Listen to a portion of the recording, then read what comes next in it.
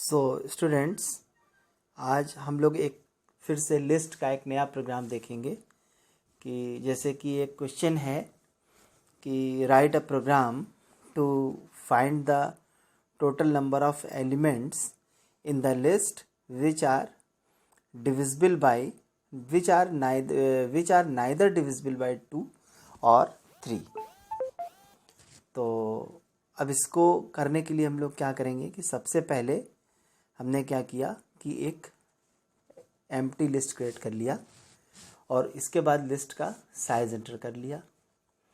List का size enter करने के बाद में फिर हमने एक वेरिएबल टी मान लिया जो कि total number of elements which are neither divisible by 2 nor 3, मतलब वो elements, total number of elements जो कि ना तो 2 से डिविजिबल हैं और ना तो 3 से डिविजिबल हैं, उनको मैंने टी में स्टोर कर लिया और उसको मैंने 0 से इनिशलाइज कर दिया। इसके बाद लिस्ट का साइज़ एंटर किया। लिस्ट का साइज़ एंटर करने के बाद लिस्ट के एलिमेंट इंसर्ट कराए। लिस्ट का एलिमेंट इंसर्ट कराने के लिए हमको क्या करना है, सिंपली एक लूप जनरेट करना है 0 से लेकर के n-1 तक का, और 1 बाई 1 जो भी वैल्यू हम इंसर्ट करा रहे हैं वो हमने वैल के अंदर एक्सेप्ट कर लिया और वैल को हमने लिस्ट में अपेंड कर दिया।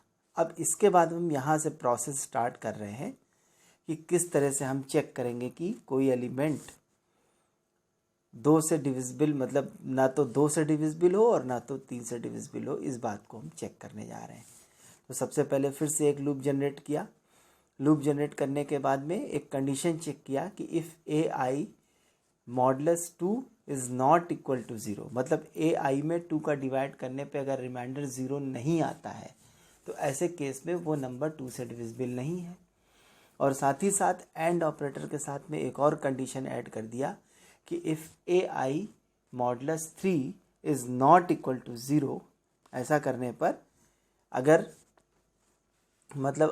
ए आई की वैल्यू को, एलिमेंट को अगर 3 से डिवाइड करने पर फिर से रिमाइंडर अगर 0 नहीं आता है तो ऐसे केस में हमने क्या किया कि ए आई की वैल्यू को प्रिंट करा दिया और साथ ही साथ टी में इंक्रीमेंट कर दिया।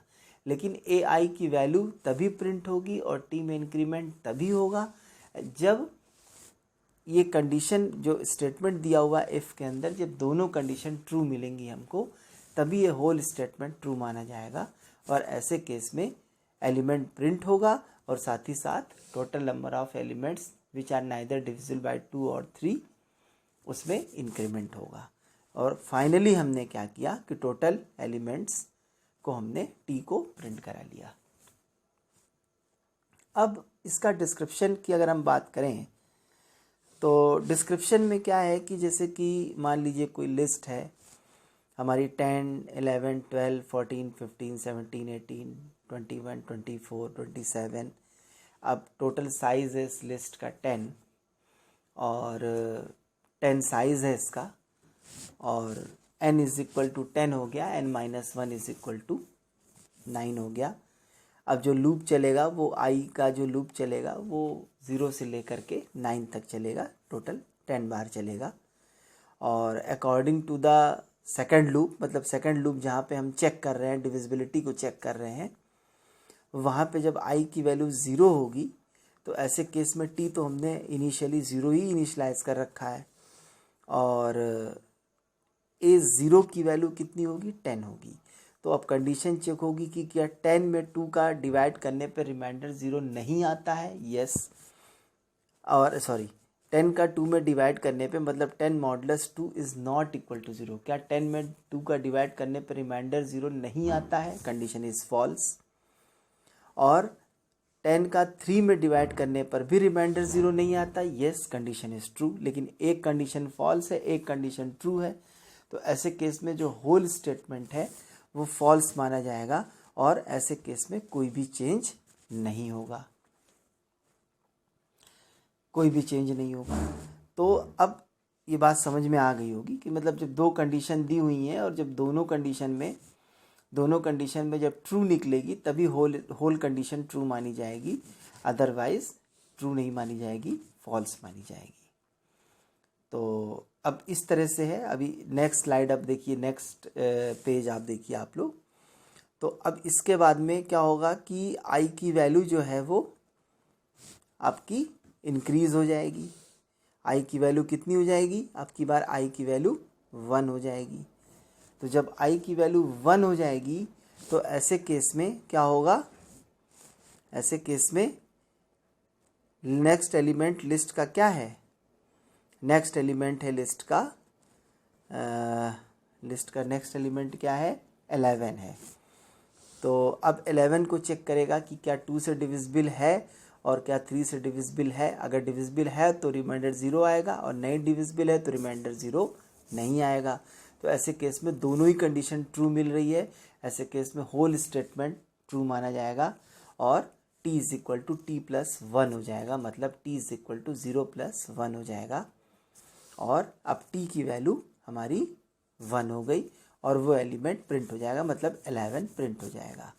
अब नेक्स्ट टाइम i की वैल्यू 2 होगी। ऐसे केस में a2 की वैल्यू जो है वो 12 है। ऐसे केस में कंडीशन फॉल्स मानी जाएगी, कोई भी चेंज नहीं होगा। इसी तरीके से 14 के केस में भी फॉल्स मानी जाएगी, कोई चेंज नहीं होगा। 15 के केस में भी भाई 15 2 से डिविजिबल नहीं है लेकिन 3 से डिविजिबल है। एक कंडीशन ट्रू है, एक कंडीशन फॉल्स है, होल कंडीशन फॉल्स मानी गई, कोई चेंज नहीं हुआ। इस तरह से बढ़ते बढ़ते जब 5 होगी जब आई की वैल्यू, तो ऐसे केस में 17 हो जाएगा और 17 के केस में कंडीशन दोनों ही कंडीशन ट्रू हो जाएंगी और ऐसे केस में टी में फिर से इंक्रीमेंट हो जाएगा और 17 प्रिंट हो जाएगा। फिर से आई में इंक्रीमेंट होगा, आई इज इक्वल टू 6 होगा। A6 पर 18 एग्जिस्ट कर रहा है। ऐसे केस में 18 is divisible by 3 and also divisible by 2। ऐसे केस में दोनों ही कंडीशन फॉल्स हुई, स्टेटमेंट फॉल्स माना गया, तो कोई भी चेंज नहीं होगा।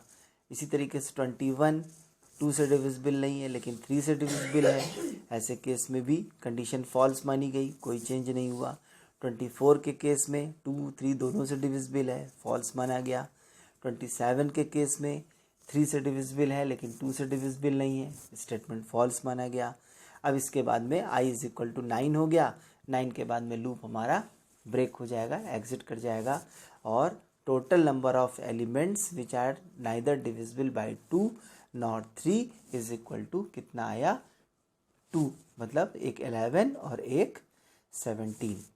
तो दो एलिमेंट ऐसे हैं जो कि ना तो 2 से डिविजिबल है और ना तो 3 से डिविजिबल है।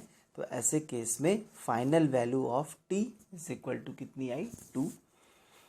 अब the total number of elements, इसको हम लोग प्रिंट करा लेंगे और ये प्रिंट हो जाएगा according to the print statement, मतलब इसका आउटपुट 2 आ जाएगा। और एलिमेंट अगर प्रिंट करा रहे हैं तो एलिमेंट भी, दोनों एलिमेंट प्रिंट हो जाएंगे, मतलब 11 और 17 दोनों ही एलिमेंट प्रिंट हो जाएंगे। तो ये था इस प्रोग्राम का डिस्क्रिप्शन।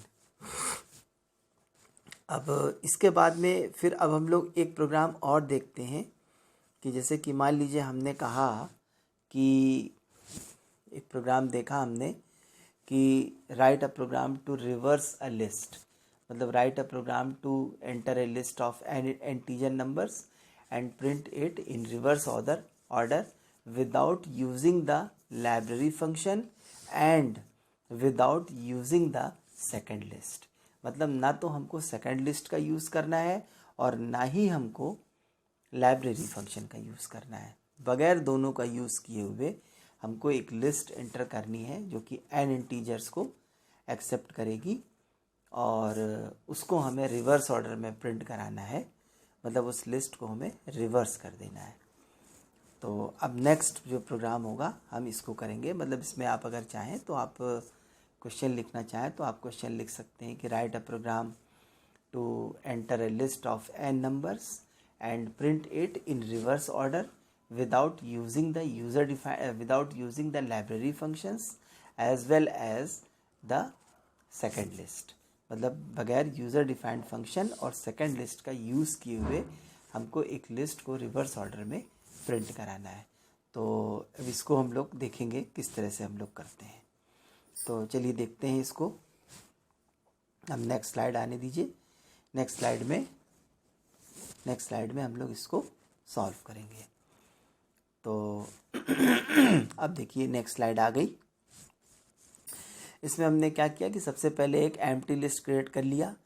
एक बैग लोकेशन है, बिगिनिंग लोकेशन को रिप्रेजेंट कर रहा है बैग, इसको मैंने 0 से इनिशलाइज कर दिया।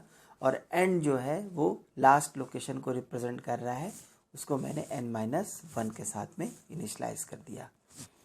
अब क्या है कि अब हमने लिस्ट का साइज एंटर करवा लिया और लिस्ट के एलिमेंट इंसर्ट करा लिए। एलिमेंट इंसर्ट कराने तक आपको कोई प्रॉब्लम नहीं होगी, ये आप लोग करा ले जाएंगे। अब देखिए while beg is less than end, ये कंडीशन लगाई हमने, while beg is less than end then temp is equal to a beg is equal to a end और a end is equal to temp. और फिर हमने क्या किया कि beg is equal to bag plus 1 कर दिया और end is equal to end plus 1 कर दिया, n-1 कर दिया। और पहले हमने उसके बाद में रिजल्टेंट लिस्ट हमने प्रिंट करा दिया। अब देखिए इसमें हो क्या रहा है कि हम एक टेम्परेरी वेरिएबल मान रहे हैं टेम्प, और उसको हम उसके थ्रू हम वैल्यू को स्वैप कर दे रहे हैं। देखिए सबसे पहले bag is less than and, bag कितना है 0, एंड कितना है n-1। अगर लिस्ट में हमारे 10 एलिमेंट्स हैं तो n इज इक्वल टू 10 हो गया और n-1 कितना हो गया, n-1 9 हो गया। तो ऐसे केस में क्या होगा कि अब बैग और एंड को हम लोग स्वैप कर देंगे। जैसे कि ए बैग कितना है 0, ए बैग कितना हुआ a0, तो a0 पर कौन सा एलिमेंट एग्जिस्ट कर रहा है, 10 एग्जिस्ट कर रहा है। हमने सबसे पहले क्या किया कि ए बैग की वैल्यू को टेम्प में स्टोर कर दिया। तो अब टेम्प कितना स्टोर करने लगा, 10 स्टोर करने लगा। फिर हमने क्या किया कि ए एंड की वैल्यू को ए बैग में ट्रांसफ़र कर दिया। जब ए बैग की वैल्यू को टेम्प में स्टोर किया तो ए बैग की वैल्यू खाली हो गई हमारी, क्योंकि 10 तो जो है वो टेम्प में आ गया।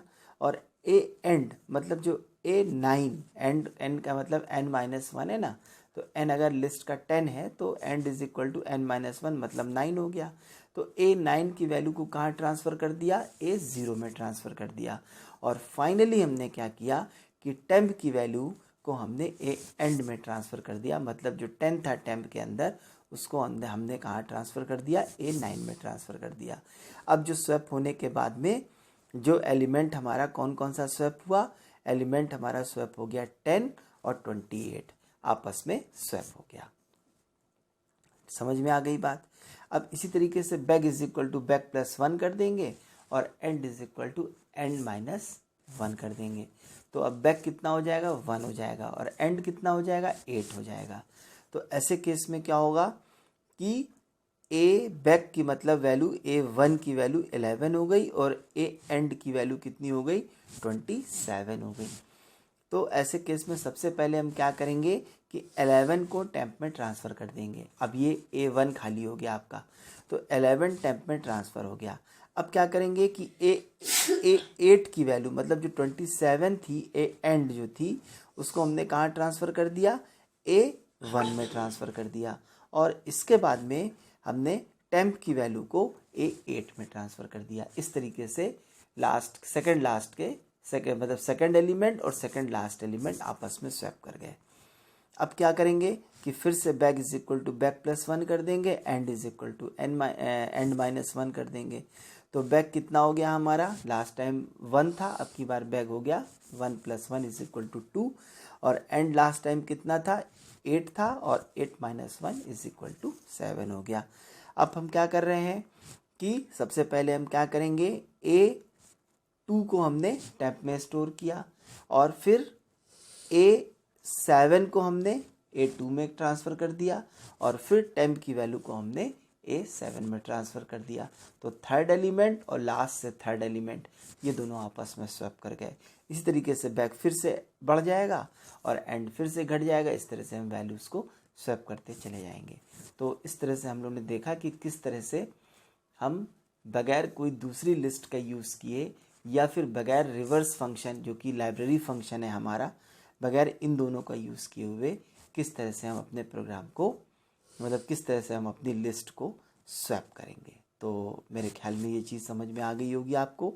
तो इसको आप लोग 1-2 बार देख लीजिएगा और देखने के बाद इस प्रोग्राम को कॉपी पे नोट कर लीजिएगा, इसको कंप्यूटर पर रन करा लीजिएगा। वैसे मैं रन करा करके दिखाऊंगा आप लोगों को कंप्यूटर पे। So thank you so much.